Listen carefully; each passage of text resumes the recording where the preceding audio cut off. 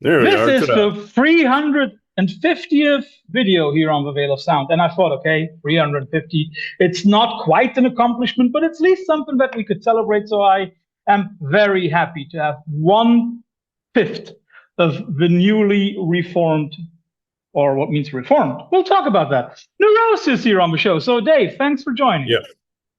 And yes, we're back. We never really broke up, but we certainly went away for a while. If you already start that question, did you really, for a certain while, stopped making music together? So you had to reform everybody individually and then got together?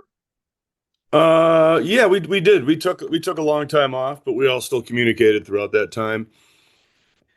And yeah, we discussed um getting the band back together eventually when the time was right. And And you know, 2026 seems to be the year where everybody comes back. Sun, Converge, Neurosis. I mean, it's unbelievable. mhm. The first thing that we always do here is the plug of the day. You get to plug a band or a project. I get to plug a band or a project. And I take the easy route. I choose Kowloon Walled City. Excellent choice. Scott Evans, great friend. As you know, we made our album with him, That's and why I chose it. We'll come to that in a yeah, of moment. course. And they're on our record label, and we're probably going to be doing some shows with them, as we like to do. They're amazing band live. I Yeah. appreciate you, um, shameless me, self-promoting me, and or my label. Uh, Well, I mean, yeah, like, come on. If it's yeah, a band that is as good as Kowloon Walled City, that is not a shame. There is no yes. shame in that. No, they're so good.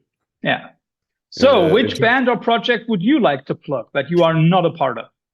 that I'm not a part of. Yes, but Okay. you're not a part Ah, okay. Well, I still have to plug my other band too. Um, Yeah, just drop that one first, and then we'll get through when we're done with that one. okay. It's going to take me a minute to think. Um,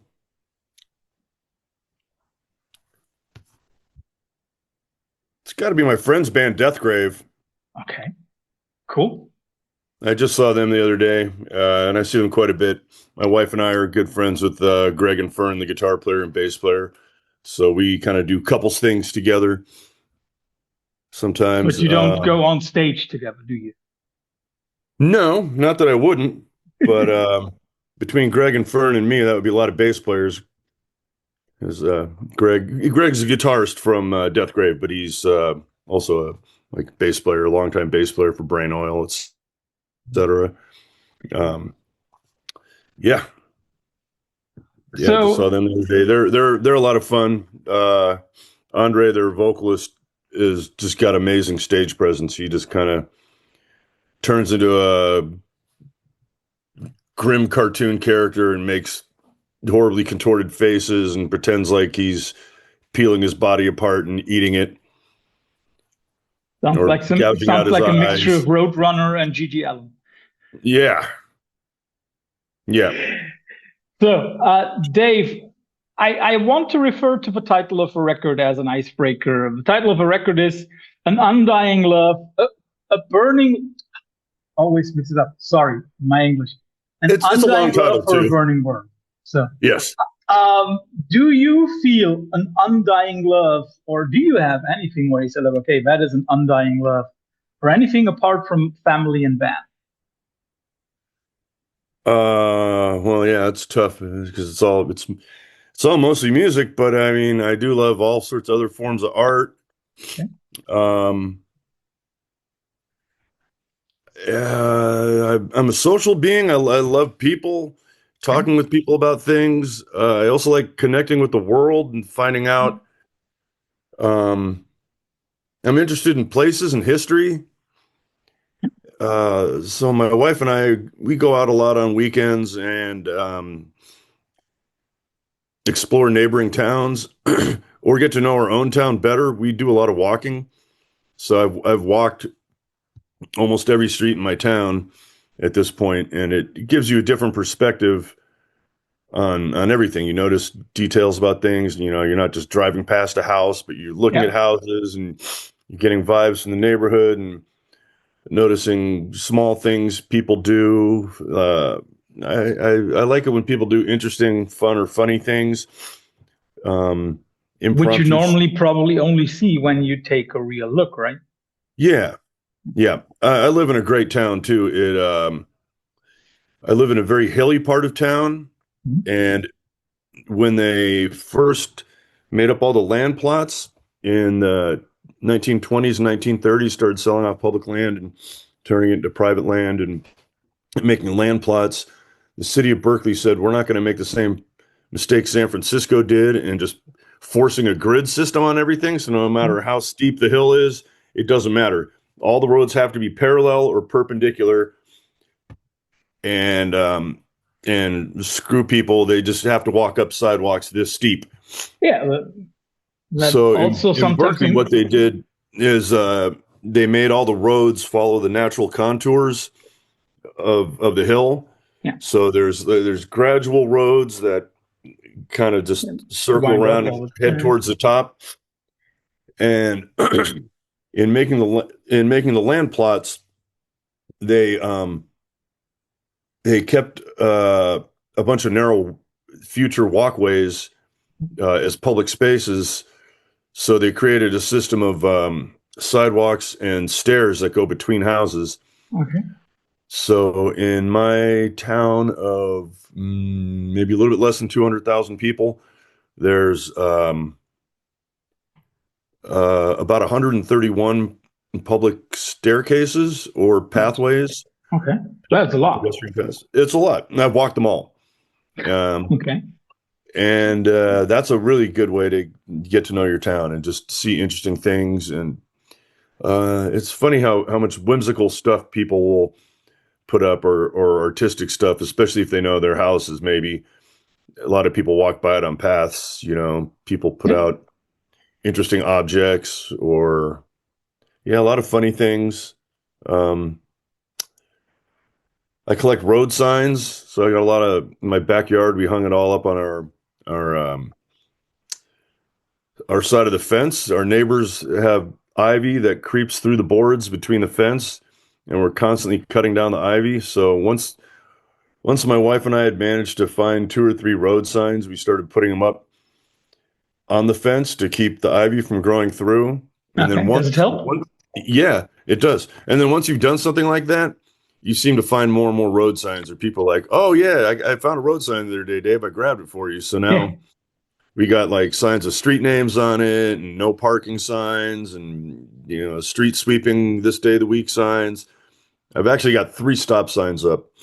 Those are the most common, but yeah. So that's another stupid thing I do. Yeah, but I think that is a confirmation of the love for life in a way, I think.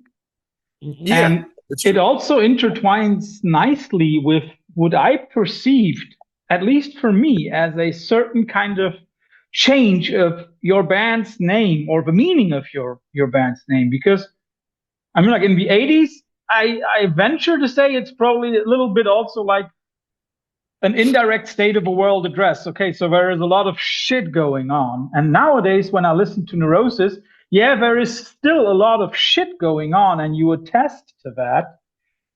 But I have a feeling as if it's even more about the love for life than maybe before. So the name nowadays has become a little bit of a paradox because yes, there is a lot of neuroses, but you are trying to fight it. Is that Yes, maybe the most important thing about the band for you and your bandmates? Okay, we do this to get through all the shit together. absolutely. Yeah, it's just our way of dealing with it. It's our way of processing and greater level protesting as well. The state of the world. It feels like the powers that be are working for the wrong things, but Mhm. I still believe most people believe believe in the right things. Mhm. But there's this this veil of all the wrong stuff that gets in the way that a lot of people, it seems, would tend to ignore. Mhm. Um, like a lot of people just they go, oh, global warming isn't real, this and that. I drive an electric car. I try to do what I can to help that situation. I believe in alternative energy, all this stuff, but you know, uh, big companies and Donald Trump and people like that, they want to drill, baby, drill, Mhm. keep polluting the environment Yeah. and And keep saying, ignore, for example, the sanctity of national parks and all that shit. Yeah, I yeah, completely agree with you on that one. So it's interesting that you say, okay, this is your way of dealing with it. If I understood all the promos that I got correctly, it's that you basically starting on new material at the end of the Biden era, right? So yeah. mid to late 2024. Yes, that's true. That's And exactly true. and then it's you start working on it, and then all of a sudden there is such a huge change with the orangutan, the orange piece of shit, coming back into the White House again. Did that also change the need for this record for you? Like, okay, we now definitely need this. Now, if he's back, we definitely need to do this. Well, I'd say we would have done a record anyway. Mm-hmm. Um, although the feeling the world is giving us now in these times, we probably would have had a different album title. Probably wouldn't have felt so desperate as to just declare something just so plainly. Mm-hmm. Um, usually we tend to prefer a shorter record title. It's more thoughtful and kind of has layers and can be interpreted in different ways and kind of gives more of a feeling. But this just says it outright what we're Mm-hmm. feeling, how and what we're thinking, and what we hope is a shared thought with everyone else, and we're just putting it out there. Um, I think yeah, it's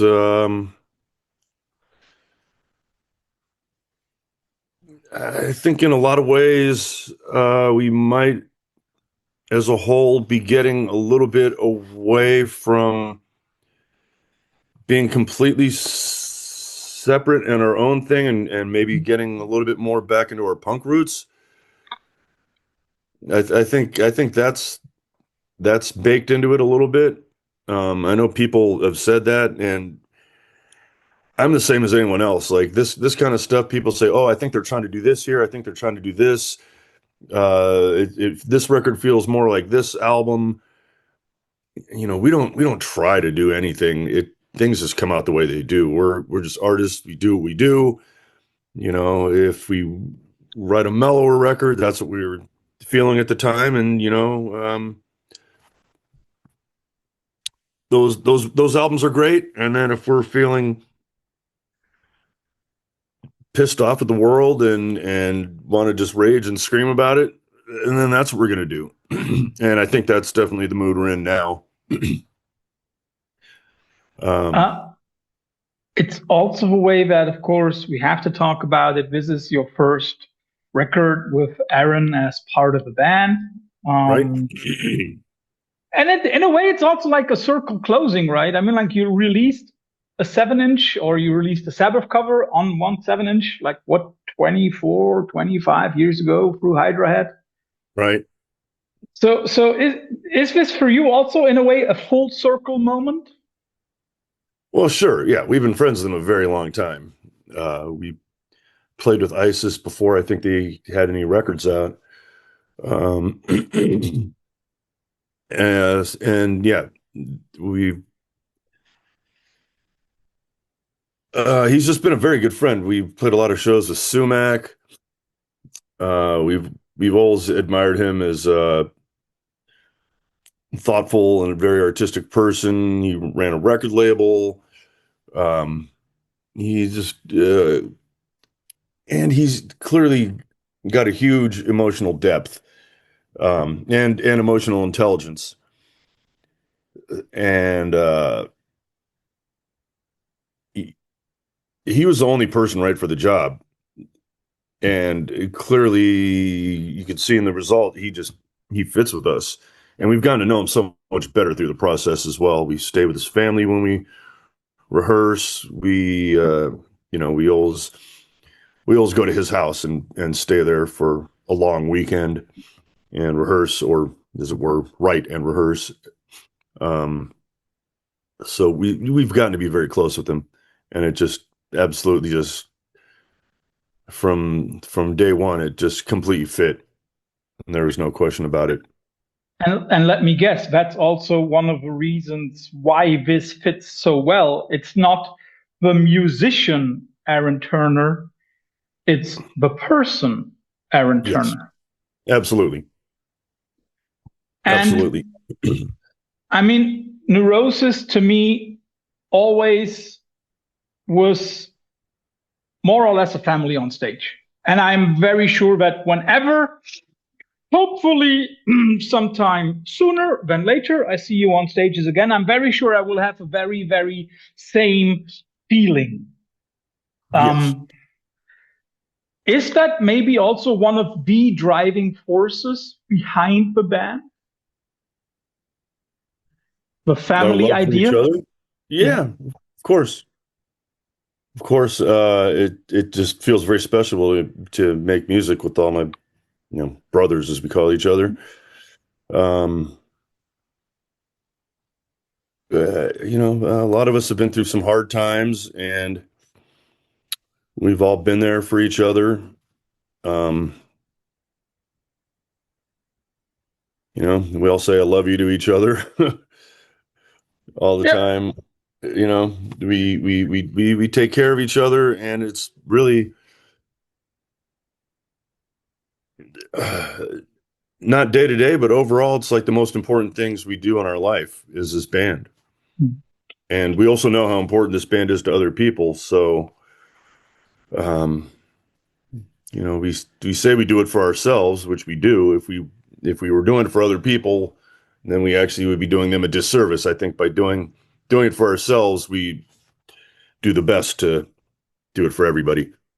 Um, Is and that maybe all? You go ahead.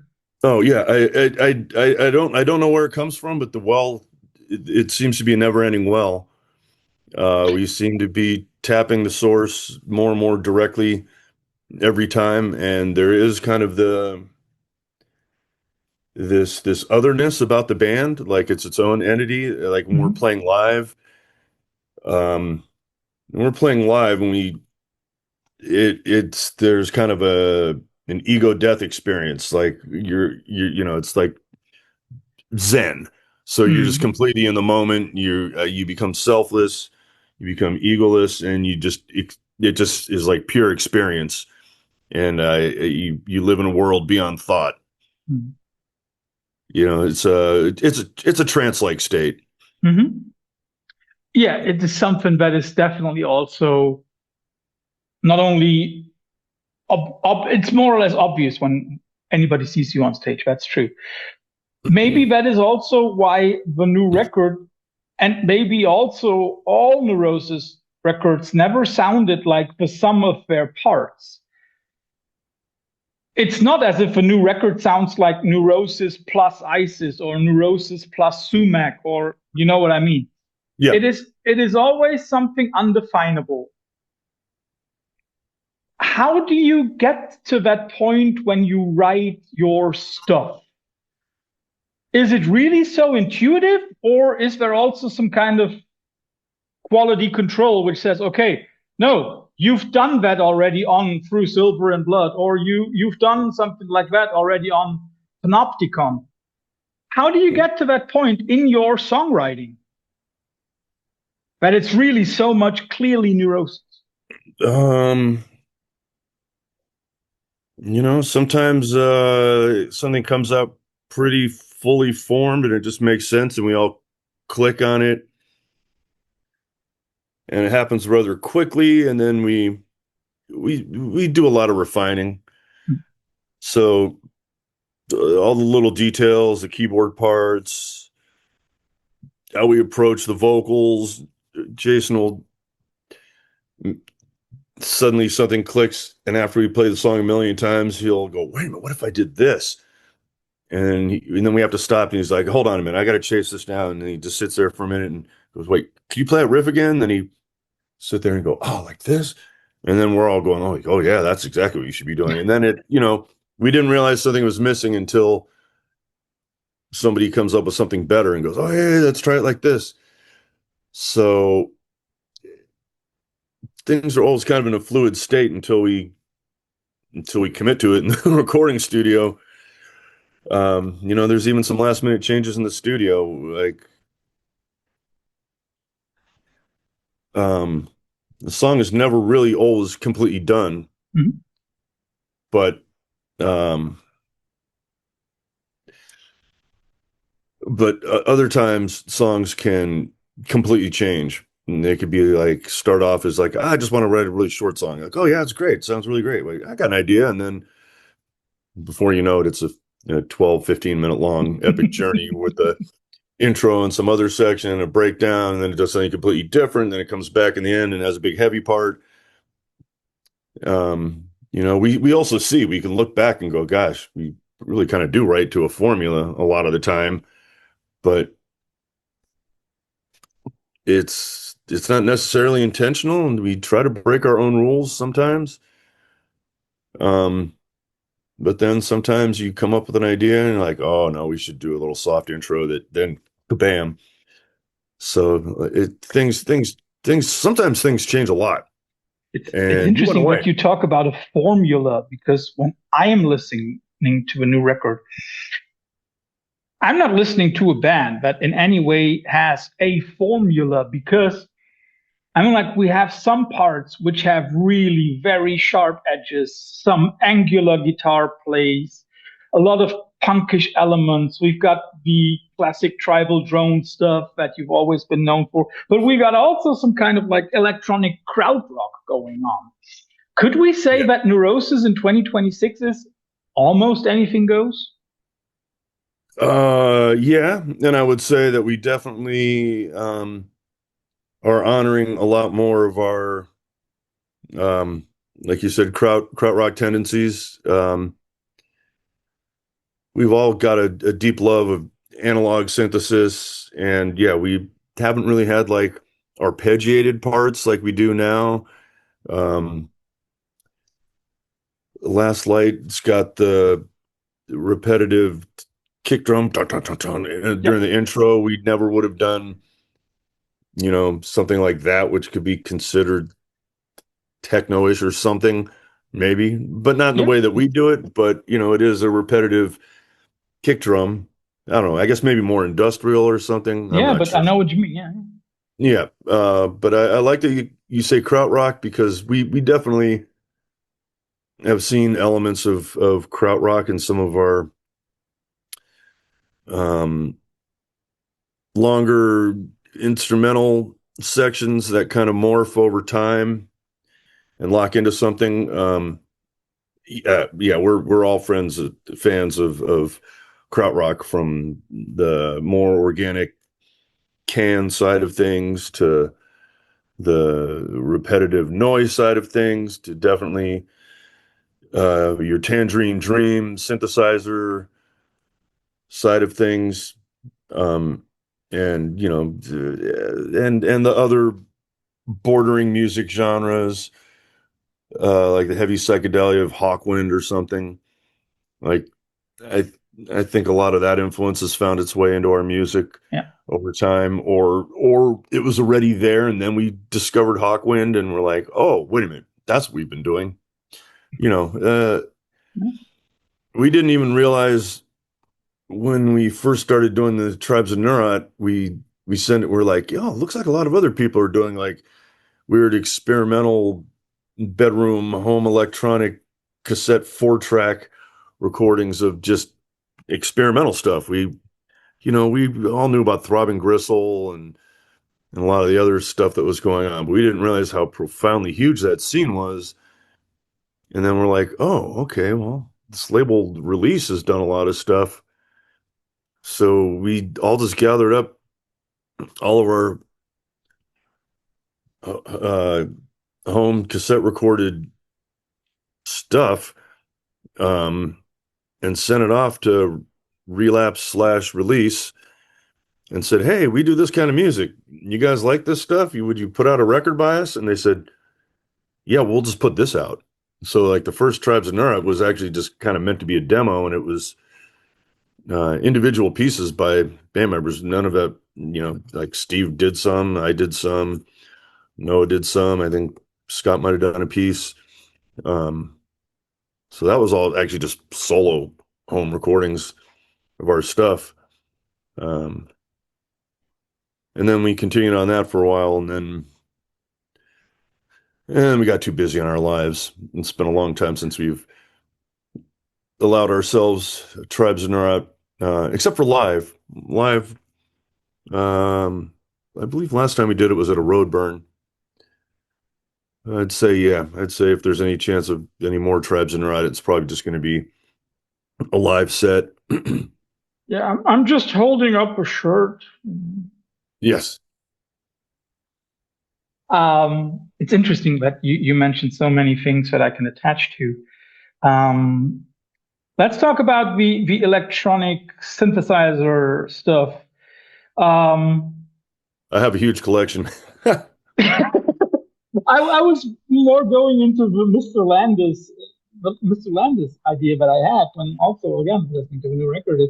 I have a feeling as if Noah's position in the mix might be more prominent in many parts, more prominent than ever before. Is that just my perception, or do you agree with that? Yes, no. There's certainly more than a few parts that are built around uh, a synthesizer section. It's true. We have taken that approach more. Um, but then the rest of the time, it's more guitar driven with his usual sound effects going on, all the stuff that's like headphone ear candy, um, things you notice more if you've been smoking marijuana, perhaps.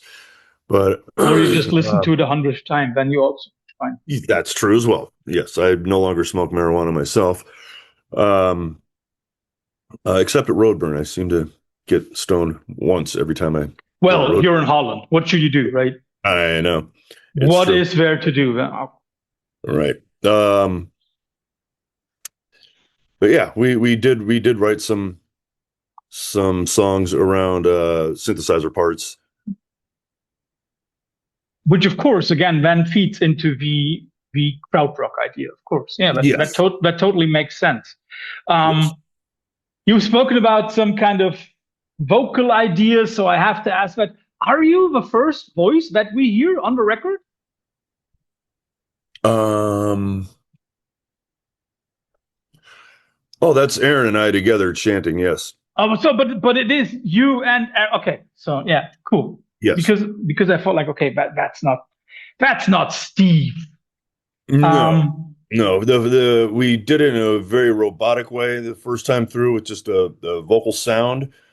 So we're just making a repetitive kind of vowel sound, percussive sound, and then it turns into all the words, the yeah, yeah. the 16 words that we form and do a chant. But yeah, it's Aaron and I together in unison.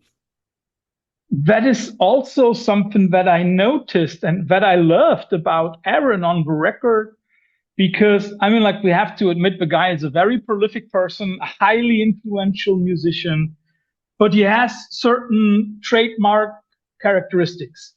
And for example, his vocals on the Neurosis record, at least to me, seemed a tiny bit clearer than, for example, on Sumac records. I'm very sure no one ever told him, "Oh, you got to be." But that is again also something that I really like. You know, everybody brings in something, but at the same time, everything is not about a person. What you said, it's the death of ego. Um, and here I want to connect that with your first gig that is coming up in a few weeks with Fire in the Mountain? I mean, like apart from the fact that Steve is heavily involved with um, the whole Firekeeper thing. Alliance. Yeah. Yes, Firekeeper Alliance. And I'm also very sure that all other four of you would automatically have agreed to doing Fire in the Mountains. But could that maybe also have been the best possible choice for a first return gig? Because Fire in the Mountains, at least from a European perspective, is also a very ego-less festival. Yes. It was our plan and hope since even before we were recording the record. We were hoping to be able to make that part of our comeback. Mhm. I mean, we announced that show and that show only on the day we released the record.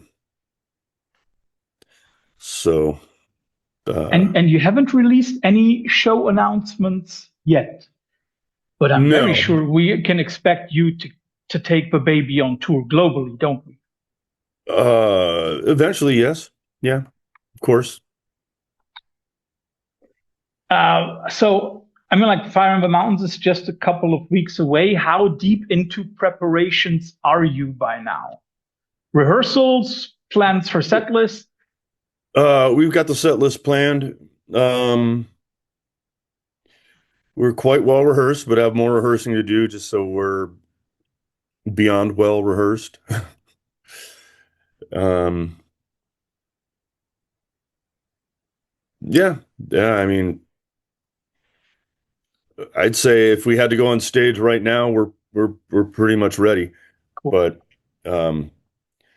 in typical Neurosis fashion, we overdo everything, so we're going to be over rehearsed to the point where we're not having to think. Do we play that riff? Am I supposed to play it four more times? I think so. Yeah, no, that's right. We're not gonna be thinking like no thoughts at all anymore. It's just gonna be muscle memory. Interesting that you say that. You have mentioned the ego death thing. Is it also by now this muscle memory thing? This we've done this ever so often and we've rehearsed this ever so often. I as a musician can also completely get lost in this performance. Yeah, absolutely. And yeah, and since it's been so long, we're a little bit worried about trying to make it perfect. And um,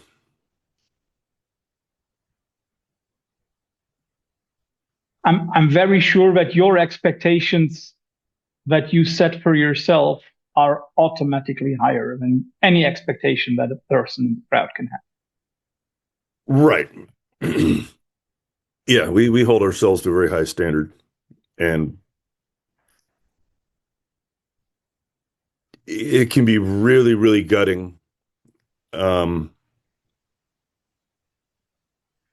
if some small thing ruins it for us, if just somebody screws something up early on in the set and you're or you forget something yourself, or you come to a clean part and step on the wrong pedal, and everyone stops and everything gets really quiet except for now You I've stepped on my big distortion pedal and there's a big screech during the quiet break.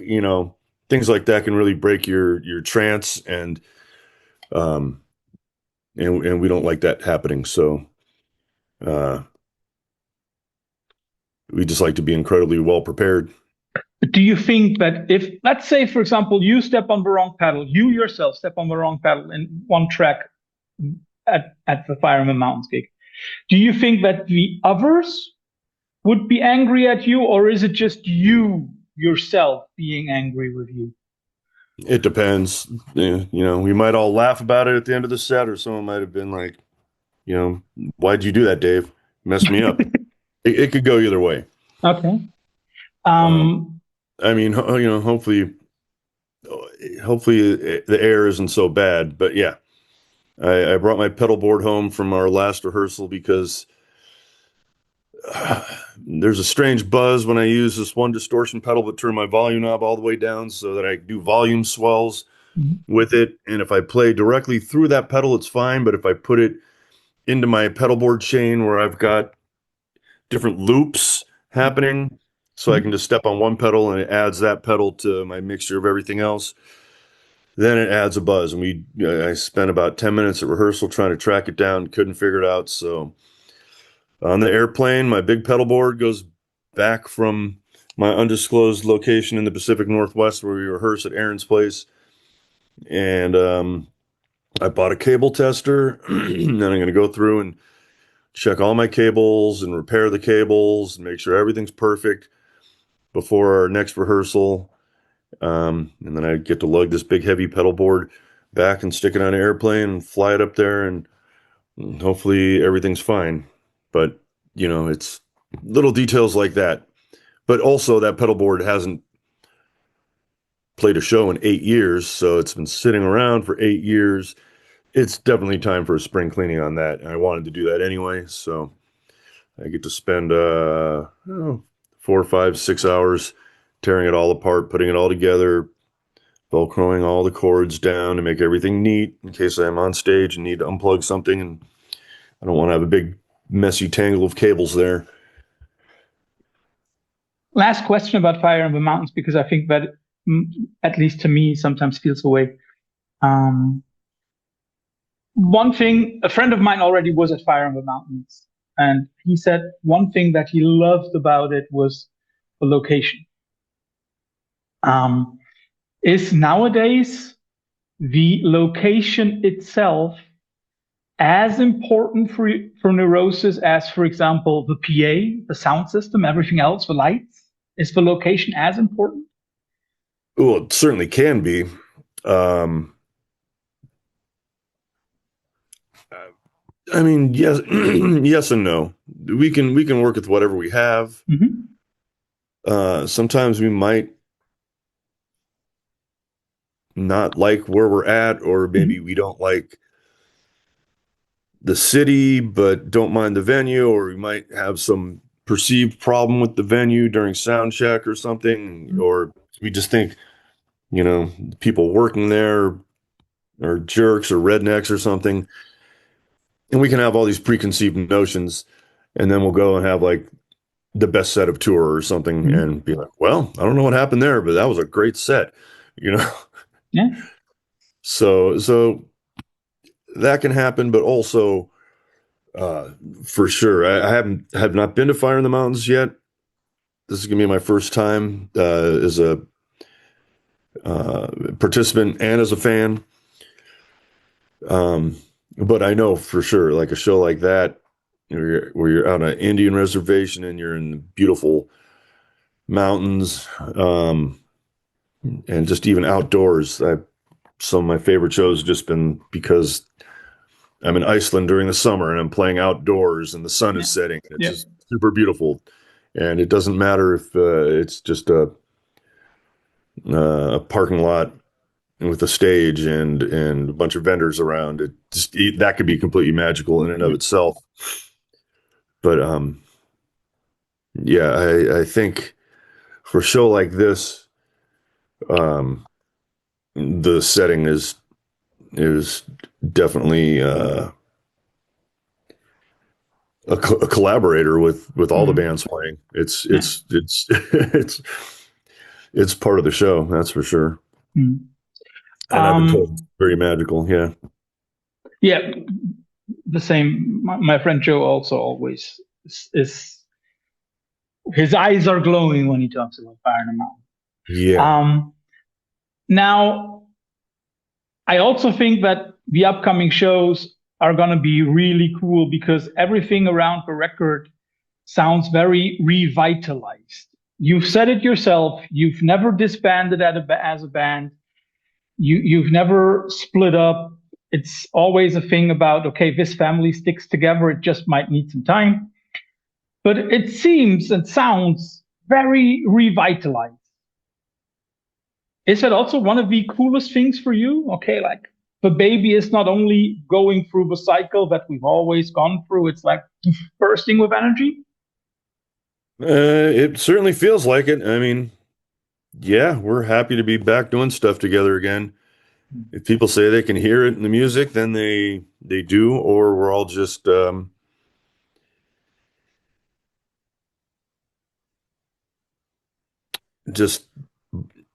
believing that into being. I'm not sure, but I think it's odd. yeah, I mean, it always feels like that, but then sometimes it feels like that, and you know, it really is more so. It was like with this record, we were all really excited for the new songs. We Mhm. thought we were very well rehearsed when we recorded it, and we recorded it over the course of 3 different weekends because Mhm.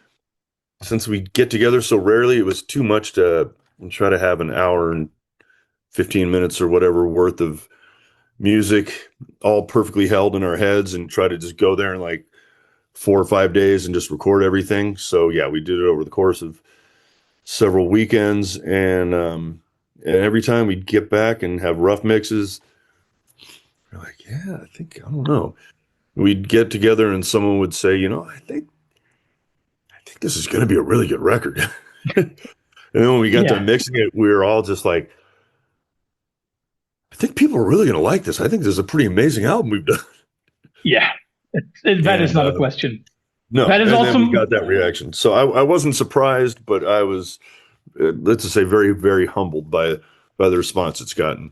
And yeah. I I mean, like, mean, there is just one thing in my review that I wrote for the record, and there's just one thing that I'm really pissed off about. It is it was released in March, before the 31st even of March. So the first quarter of the year wasn't even done, and the album of the year is already set. So that's like the only real complaint that I have. oh, And that's not even the fanboy in me. I've spoken to so many people. And I mean, like, of course, we're all biased because it's your return after more than 10 years or nearly 10 years. right. So, yes, of course, we're biased, but it's just, there is something about this record which, so for me personally, the first Neurosis record that I heard and that I fell in love with was Souls at Zero. Hmm. And although those are two completely different records, the feeling that I get from this one is very close to what I felt with Souls at Zero. Okay, I've heard that comment from other people. Yeah, I Um, get it. It would be the energized feeling of somebody bravely trying some new brushstrokes and new approaches to making heavy music. I yeah, mean, yeah, yeah, like I said, we definitely, it's not like we're not always branching out in different ways, but I do think we have maybe more so than in the past branched out even more on this one. yeah. Because especially in the past, it sometimes was okay. You have a direction that you like, and which is very cool, and then you use that one on maybe two, maybe three songs. But on this one, it's as if every song has a new influence on it. Yeah. But let's get back to this songwriting, rehearsal, recording thing. How difficult was it to keep this a secret?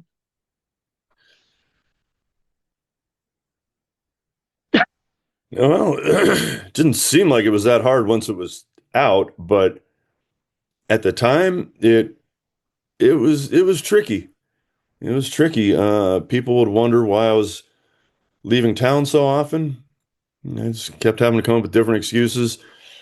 I think probably it was most difficult for me because I think I'm the most social of everybody in the band, and I live in a city and in a scene where I know people, and they're like, "Oh, And come see people my know band you. next weekend."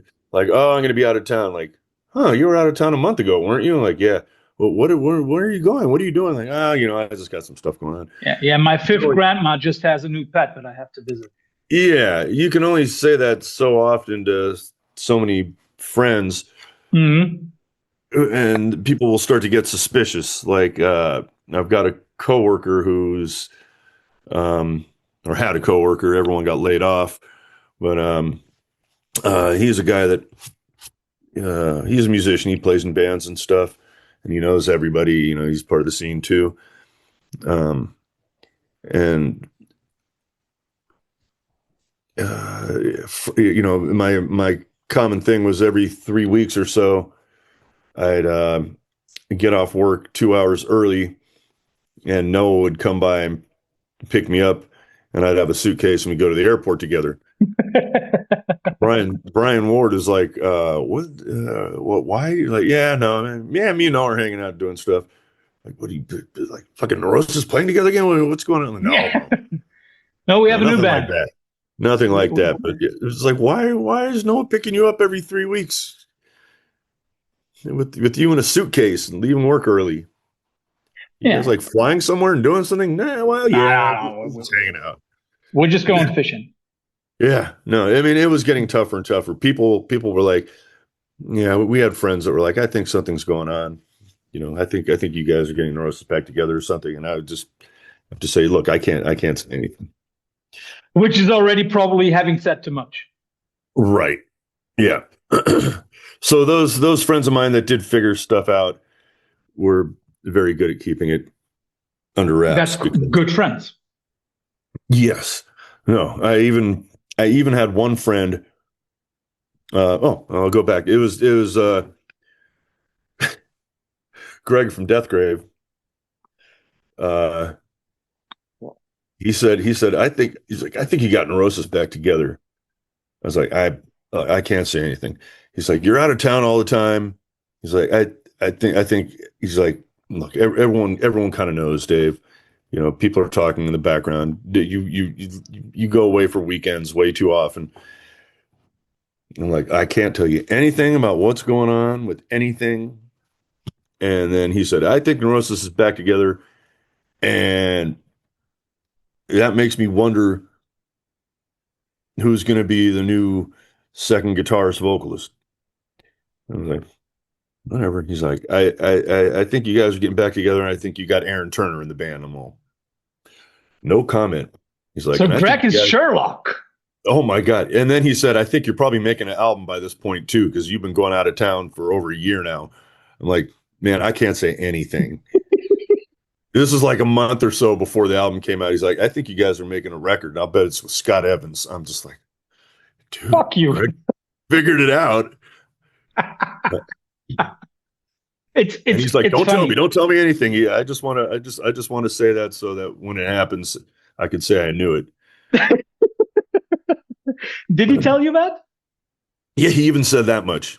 He's like, don't say Um, anything, don't say anything. So I didn't even have to deny anything. He yeah, told me not to say anything. So anyway, that was it's that was fun. interesting that you say that because I don't know if there is this band from San Francisco, Sleep Bomb. Oh yeah. Yeah, and very good friends of mine. And when we met at Roadburn, Tim said, "Yeah, there was this guy who told us like you gotta be turning up your systems for that particular Friday because there is something, but I can't tell you what." And Tim said, "Well, he seemed very excited, so we already thought it would be something about neurosis." And I said, like, "Yeah, why hadn't you told me before? So I wouldn't have been in that state of emotional euphoric distress that I was, which nearly got me kicked off a plane in Poland." It's Okay. no joke. I was going onto the plane and I got a text message from our writers at Veil of Sound, and they were like, "Neurosis got together with Aaron Turner, and they just dropped the record." And I was like, "Fuck you! It's not April 1st. I'm not." But so I'm taking my seat, quickly going through Bandcamp. Fuck! And the steward on Lot Airlines looked very, very, very strangely at me when I bumped my head on the luggage compartment because I jumped up. Yeah.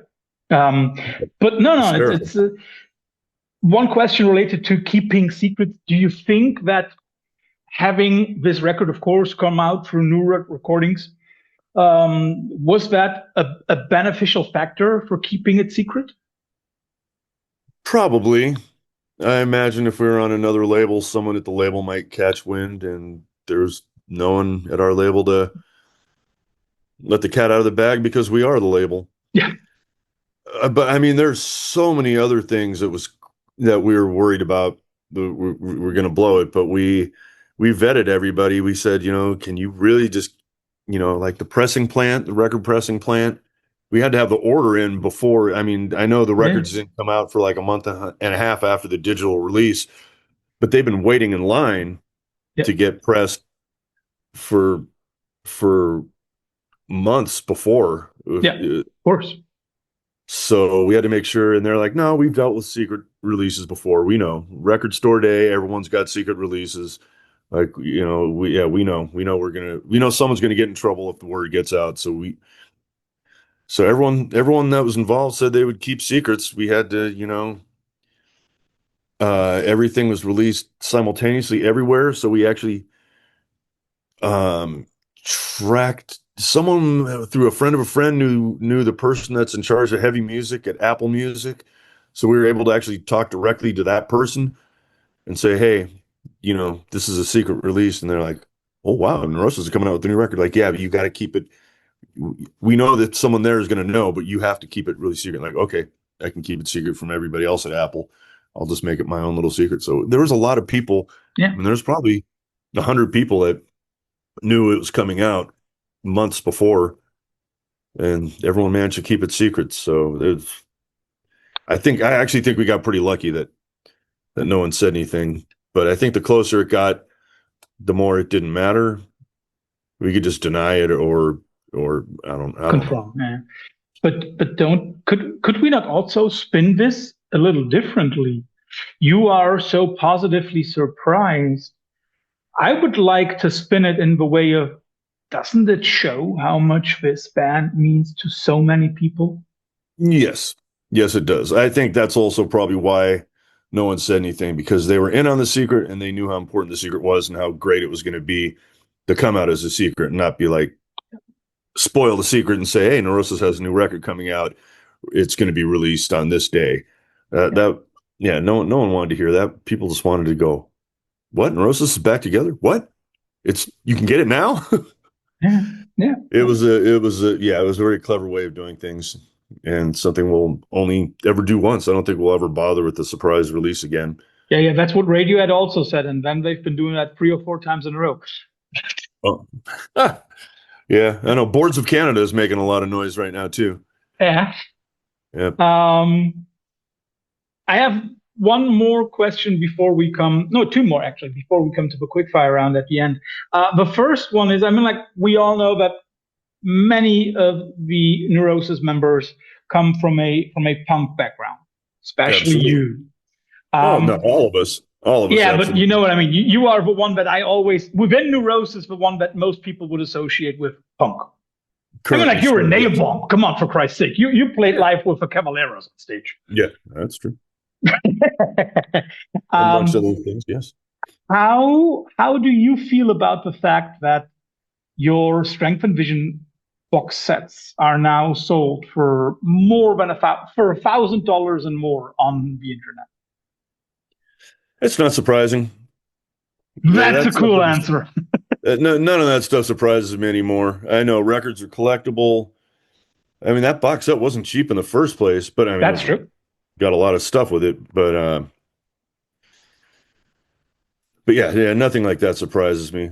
And even uh, and within the punk scene, I mean, Jesus Christ, like you have some Misfits 7 inches, or there's a lot of crazy records that are worth a lot of money, and that seems to be more in the punk scene than anywhere else.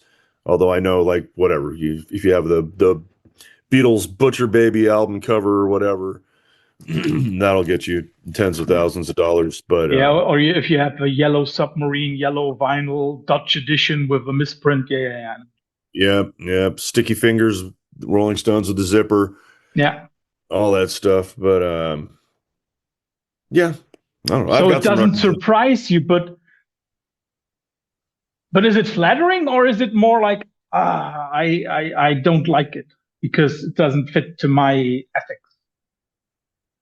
Nah, I don't really care either way.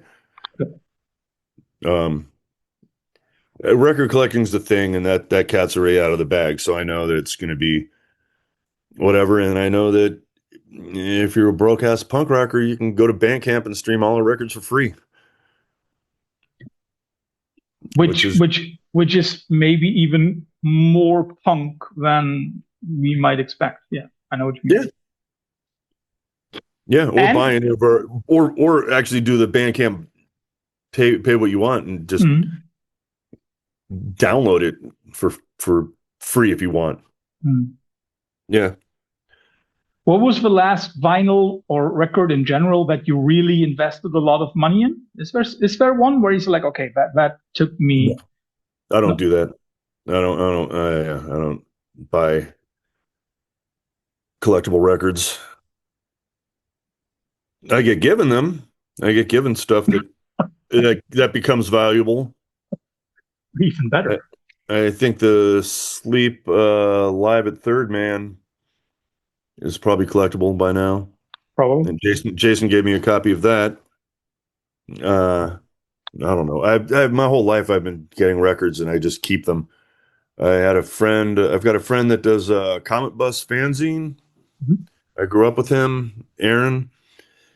Um, and I did a trade with him. He would put ads. He would put ads in his zine for just um, trade for stuff. And I think it was before people collected test pressings. So he would occasionally do a Discord ad, and Discord would just send him like three or four records, sometimes test pressings of stuff, and as payment. And Aaron's like, yeah, I got this record they sent me. It's a test pressing, so you don't get that real album cover. He's like, it's not really my taste. Maybe you want to trade me something for it? And I'm like, yeah. Oh, I got this. It's a little bit too pop punky for me. That's kind of Aaron's like, oh no, I like that. I'm like, okay, yeah, I'll trade. So I got a Void Faith test pressing from him. This was like 1982 or something. And I'm just like, yeah, oh, this is cool. I mean, I played it to death. So my Void side is just like, So it's the void side is now a void. yeah. But I mean, yeah, strange things like that happen. And then that record becomes a classic, and then test pressings become highly collectible. Now got something of unknown value. I don't know. It's probably worth $1,000 or something. I would venture that it's more than $1,000 nowadays. It's a Okay, couple good. of Well, it's a couple of $1,000. I would guess. I mean, like, yeah, okay, well, maybe I'll probably. sell it one of these days. Because, like I said, You can trade it for me. I'll give you this pencil. No, no, just joking, just joking. Before anybody thinks that I'm trying to take advantage. No, no, no, please don't. no, I have that's one just question before we come to quickfire round. uh-huh. So and that is connected to the playing live and also to your roots, for example, at Gilman Street. If you could Right. take one of the old Gilman bands on tour with you, maybe even a dead one, whatever. If you could take one Gilman band on tour with Neurosis, which one would it be and why? No, not why. Which one would it be? That's enough.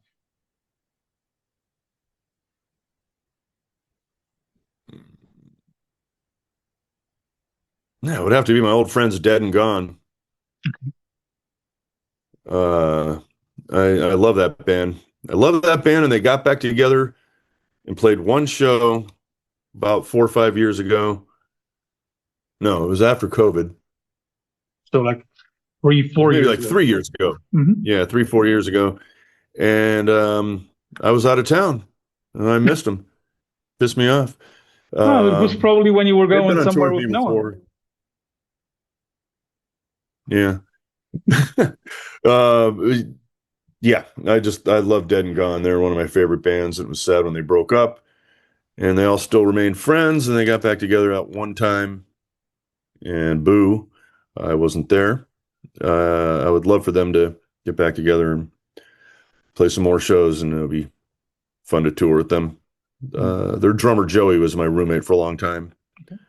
Uh, Yeah, Noah lived with me for a brief while during that time as well. And yeah, we took them Sounds on like tour, and sounds like you sometimes were I'd go. keeping us. Yeah. Oh, maybe I could do some shameless self-promotion before we get to the speed round. Of course. Speaking of stuff from my past, my pre-Neurosis band, that Violent coercion. Violent Coercion, yes, we're back together doing Whoa. stuff. Yeah. Uh, and we had two different vocalists in the past, and now the lead vocalist is me. So I'm not only playing bass, but I'm also doing vocals on songs that I was main songwriter in that band, so it was songs mostly I wrote back in like 1982, 83 when I Wow. was like 16 That, years old. okay. So like yeah, 40, 41 years ago. Old songs. We're writing new songs now. So are Um, you just together or are there like gigs coming up? yeah, we played last Friday. Wow, cool. Yeah, we got another show coming up in August at a very famous old club that's just reopened called the Mabuhay Gardens in San Yeah, Francisco. yeah, yeah, yeah, yeah. The The MAB. Filipino thing, wasn't it? It was a Filipino restaurant by Yeah. day. Yes. Yeah. Mabuhay. Yeah, yeah, yeah, yeah, yeah. I know that. My Yeah. wife is Filipina, so I know a little bit of the language, Oh, tiny bit. okay. You know some Tagalog. Yes, I know some Tagalog because I'm very happy that she's from Palawan and not from Mindanao, so I don't have to speak any kind of Islamic thing. Ah, right. But yeah, Yeah. that's cool. Yeah, I've heard that Mabuhay Gardens is back up. Yeah, Yeah. I mean, like I So yeah. never was there, but from everything that I've heard, it must have been a classic Yeah. venue in the Bay Area.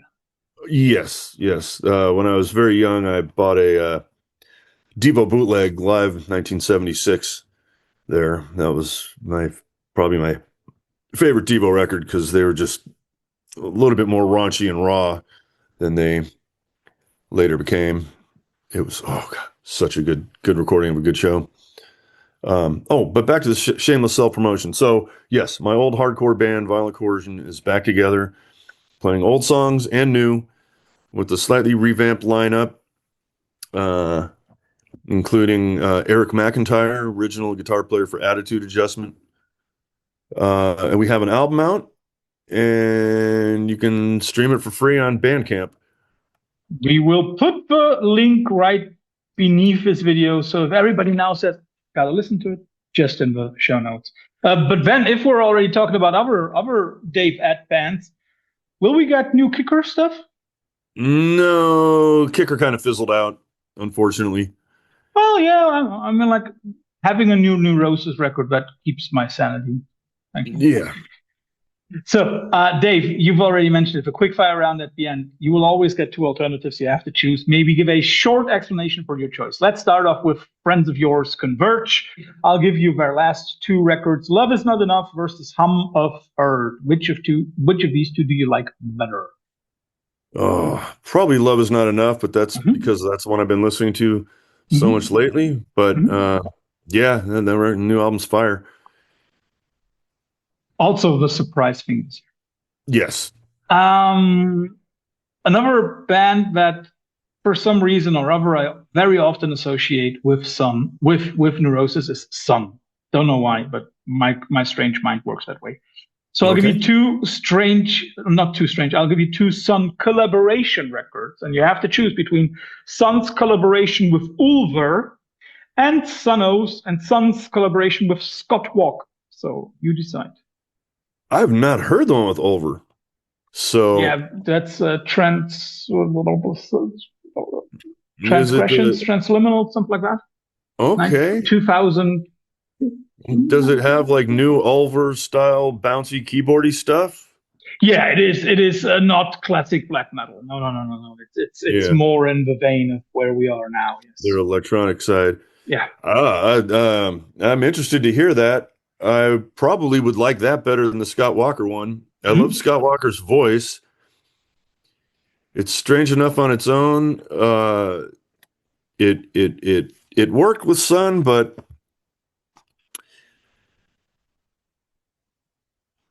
Yeah, I mean, I don't have an opinion because I haven't heard the one with over, but No I'm really problem. curious to hear that one. The one with over is called Terrestrial from 2014. I just looked it up. Oh, okay. Um, yeah, yeah.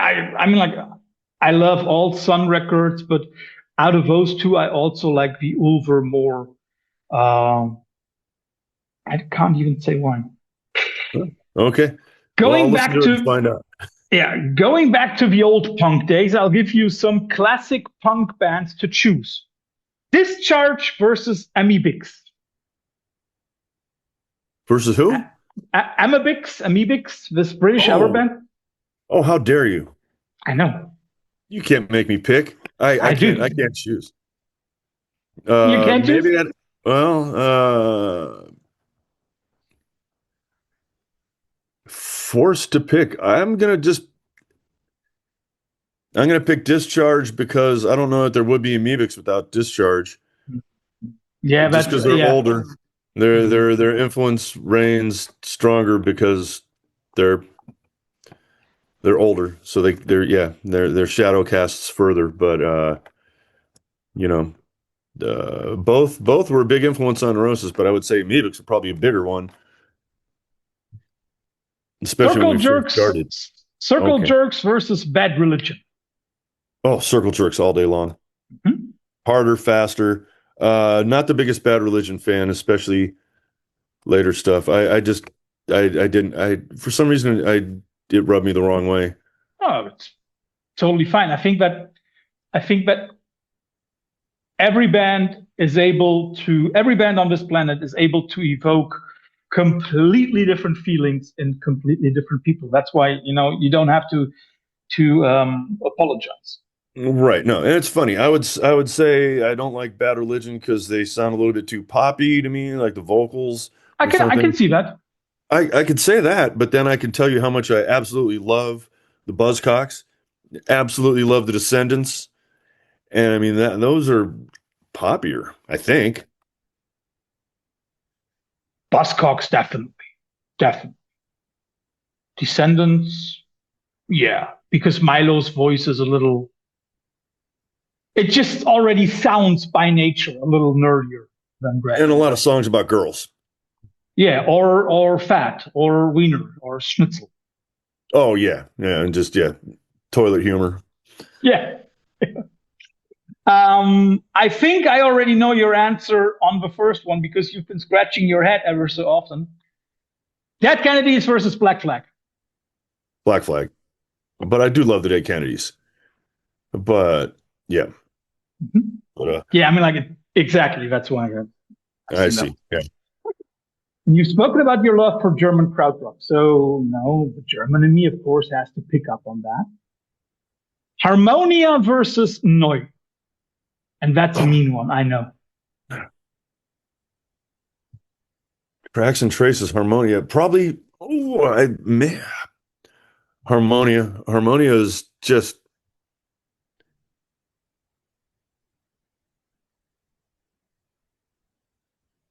more interesting. I don't know. It tickles my brain more. Um, but I don't know. There's something about Noi too. Like maybe I'd rather listen to their songs Okay. more. Their songs are more infectious. Their songs are catchier. Yeah, that's true. No discussion about But yeah, well, I'll go with Harmonia just that. Mhm. because they trance me out more. Mhm, mhm, mhm. The next couple is kind of the same in a way, but I'll give you Klaus Schulze solo versus Klaus Schulze's work with Tangerine Dream. Tangerine Dream. I Mhm. just like it better. Mhm. Yeah, totally fine.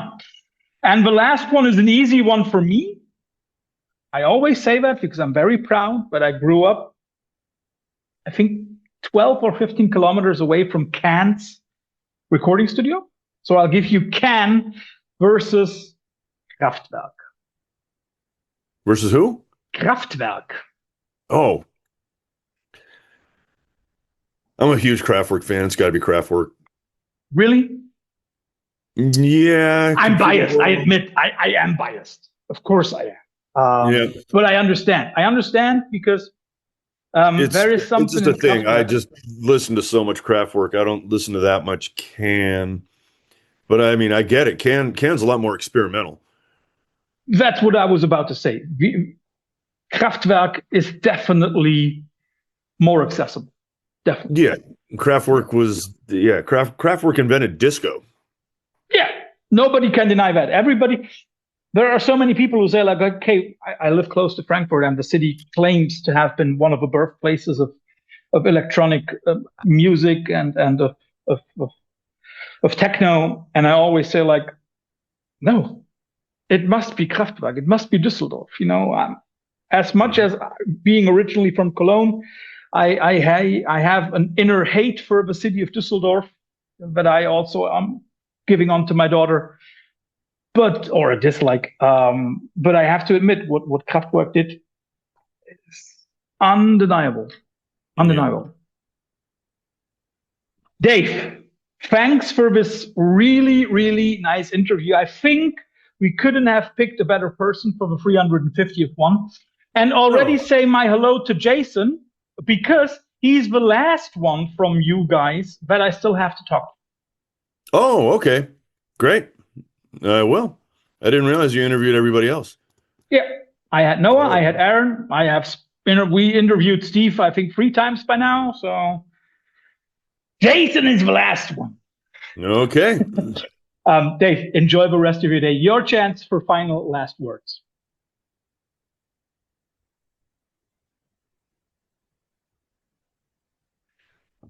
Keep doing what you're doing if it's doing good for the world. That's a very good way to end this. Enjoy the rest of your day. Thank you, Torsten.